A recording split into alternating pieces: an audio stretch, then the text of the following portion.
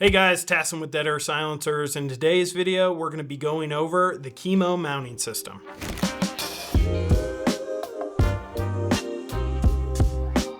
We designed the Keymo mounting system to be a true quick detach system and be repeatable every single time you remove the silencer and reinstall it to the host firearm. The Keymo mounting system is going to be a true thread to taper quick detach system, and it can only go on one way, which is going to lead to repeatability when installing and removing the silencer from your host firearm. So the way we accomplish that is going to be, we have 3 channels on the key mount muzzle device, and it can only go and install down one of those paths. So to show you on the rifle, we've got this rifle here.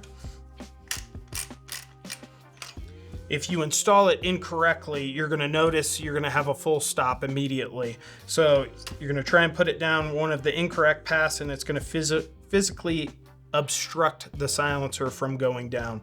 Once you get it in the correct channel, it's going to drop all the way down, and you can tighten the silencer down. What's cool about that, like I mentioned before, 100% repeatable. So if you take this silencer off and use it on another host firearm, and then you're coming back to the range to shoot and you're putting it on the original host firearm, as long as you're not changing your dope or ammunition, you're not going to have any point of impact shift. So when I mention a true thread to taper system, we have a taper here on the muzzle device. You're going to see that it fully seals to a taper inside of your host silencer. So you can see here on this DA301 flash hider, we've used this quite a bit, and you have all of these unburnt gunpowder, some copper here, everything like that. But as you look down on the taper, this is completely clear. You've got a little bit of dirt, but you're not going to have anything that's going to obstruct the mounting and alignment of the silencer when you install it onto the firearm. All right, so let me go over disassembling your Keymo adapter for any sort of maintenance or anything like that. We've got your indexing notch right here on the compression nut. I like to use my fingertips or my nails or a little snap-on pry bar to pull the detent ring down. That's going to be this little metal section right here, which creates the audible clicks when you're installing and removing the silencer. So I pinch this down and I rotate it till those teeth butt up again. I'm going to repeat the process.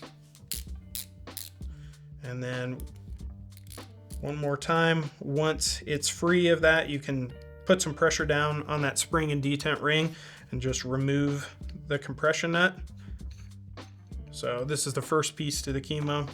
Then you have your detent ring, which has some teeth on the ring, which create those audible and tactile clicks when installing your silencer onto your host firearm.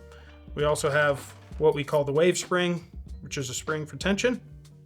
And then you have your Keymo body, which can reside in the silencer, or if you're taking everything apart, you can also take this body out on any hub silencers, legacy silencers, or P-series silencers.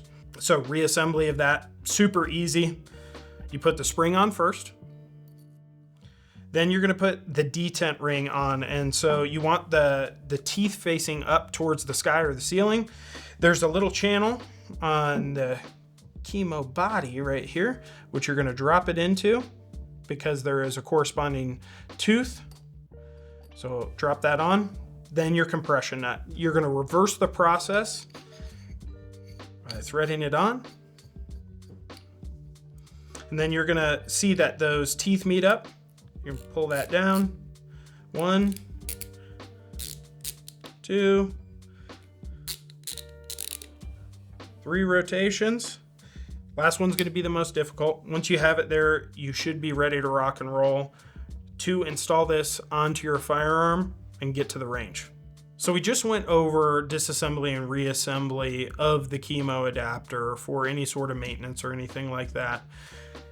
When installing this onto your system, you want to check a couple of things. If your Keymo adapter is what we call out of time or improperly installed, you're going to have some issues, and you could possibly have a baffle strike or a front cap strike. So you want to make sure this is right.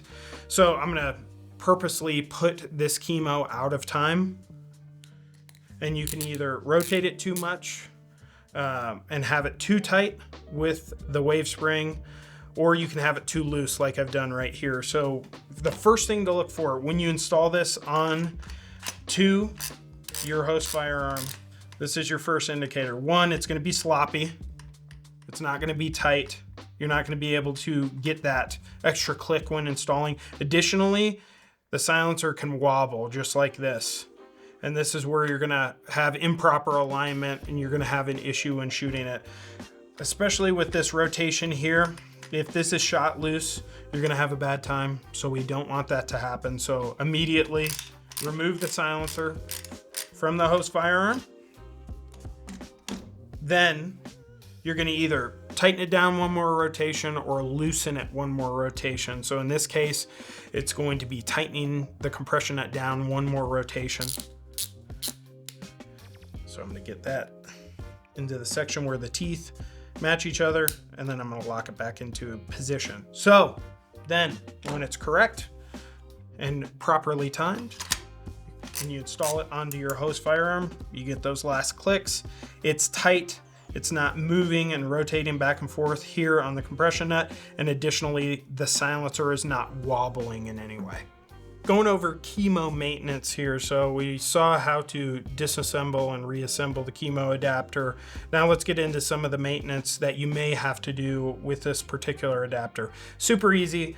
The main thing is if your adapter gets dirty, you're going to want to disassemble the parts as we've previously shown, and then clean all of those off. That can be with compressed air, an air compressor, anything like that, to remove any sort of dust, sand, dirt, anything like that that would be in there. Make sure you clear all the channels here with the wave spring. Additionally, on your detent ring, we are going to put some lubrication, so some grease. That's the easiest way to allow for proper rotating of the system and longevity of the teeth of the detent ring. I want to reiterate that the detent ring is only for audible and tactile clicks. This has nothing to do with actual locking of the silencer onto your host firearm, but you want to keep those for a long time, not have to replace them. We have these for sale on our website. It's also covered under warranty, so shoot us an email if you got any questions on that. But to go over that, I've got just some automotive grease here, super easy. Q-tip, gloves, obviously, so we don't get dirty. So here's what I like to do. I just take a Q-tip, get some grease on here. Let's say everything else is clean. You can obviously put some oil onto the threads for installation of the compression nut. That's always a good rule of thumb. But for installing this, it's gotten dirty, dry, anything like that, I usually leave this section on. I'm gonna grab just a little bit of grease. Doesn't matter what grease, there's so many out there. We just use a lot of automotive grease because that's what we have on hand. And then I'm going to install some grease onto all of the teeth of the detent ring.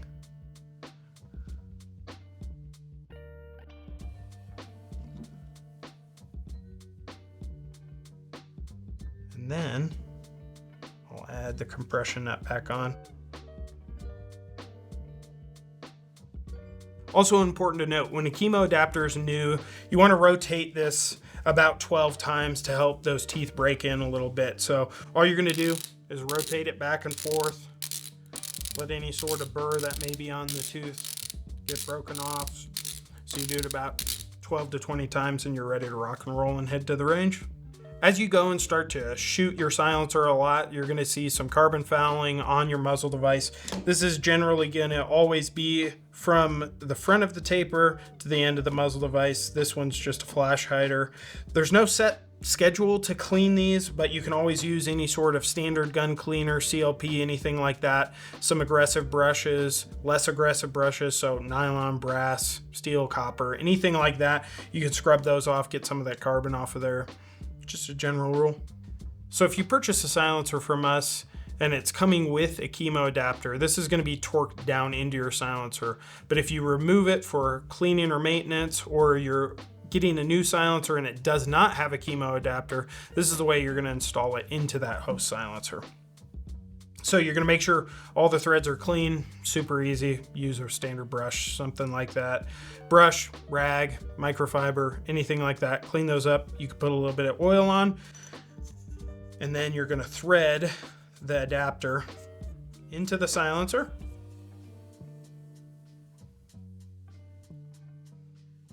Get that tight, and then I'm going to use some TL tools. So these are TL tools that come with most all of our silencers. These are also available for purchase on the website, but super easy on these silencers. You're going to put the tooth of the TL tool into the body of the Keymo here, and then you're going to put the additional tool on the opposite side into the slots on the silencer. Generally, I like to put these, line them up onto a table, crank it all the way down with some body weight. Your torque spec on that, if you want to get specific, is going to be 30 foot-pounds. So get it good and tight. You don't have to use any sort of Loctite or anything like that on the threads, but if you want to, Loctite's good to go, Vibratite, anything like that. So the orientation of the Keymo adapter threads on hub is going to be righty-tighty, lefty-loosey. To disassemble this, you're going to reverse your wrench positioning and it will move to the left-hand side. So we're going to put our wrench on the silencer body itself, and then we're going to reorient the wrench that we used before on the Keymo body itself into this position. Then you can put it down on the table.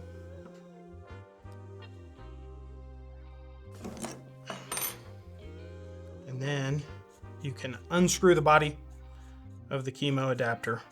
An additional tool that may be helpful when installing the Keymo adapter into your silencer is going to be a strap wrench. So I still like to use the TL tool, and for tightening or removing, you put it into the oriented position, and I like to put the strap wrench onto the spline section. So you slide it in, you're going to get it a little bit tight,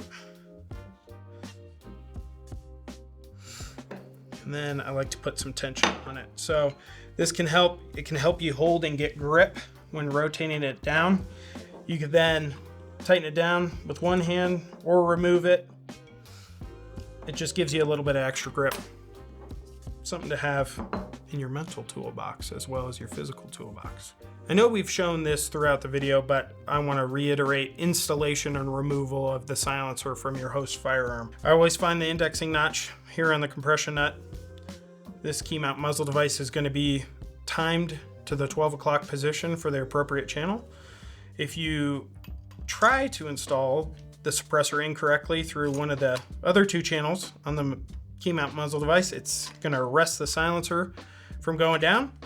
So you're going to rotate it until you find it. The silencer is going to slide down, and then tighten the silencer as hard as humanly possible. Okay, there's no more clicks, but I think it's really important to note, you always tighten it harder than that, because there's going to be additional clicks to fully seat and mount the silencer. So I like to put the host firearm between my legs, get two hands on the silencer body, and rotate it down more. The harder you install the silencer, the same amount of force you're going to take to remove the silencer. So I'll repeat the process, or excuse me, reverse the process.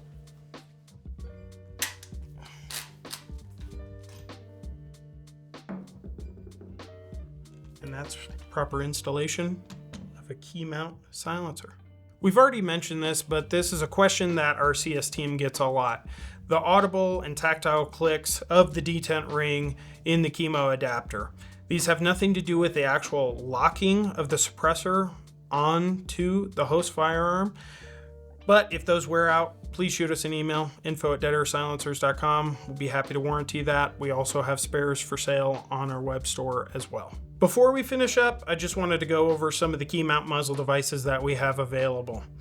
We've got our 3-prong flash hider, our standard muzzle brake, our Keymicro muzzle brake, our Keymicro flash hider, our 4/6 board muzzle brake, and our Keymo Zero, which is going to be the lightest weight possible key mount muzzle device we have on the market. All of these are going to come in some different bore sizes, so make sure that you are checking the technical details on our website before you purchase these items, so you're not putting an incorrect projectile down the path of this muzzle device. They also have a variety of thread pitches for all of your different host firearms that are out there on the market. If you guys have any questions about the Keymo mounting system, please give us a call or shoot us an email at info@deadairsilencers.com. You can also check out all of these offerings at deadairsilencers.com, and we'll see you guys on the next one. Thanks.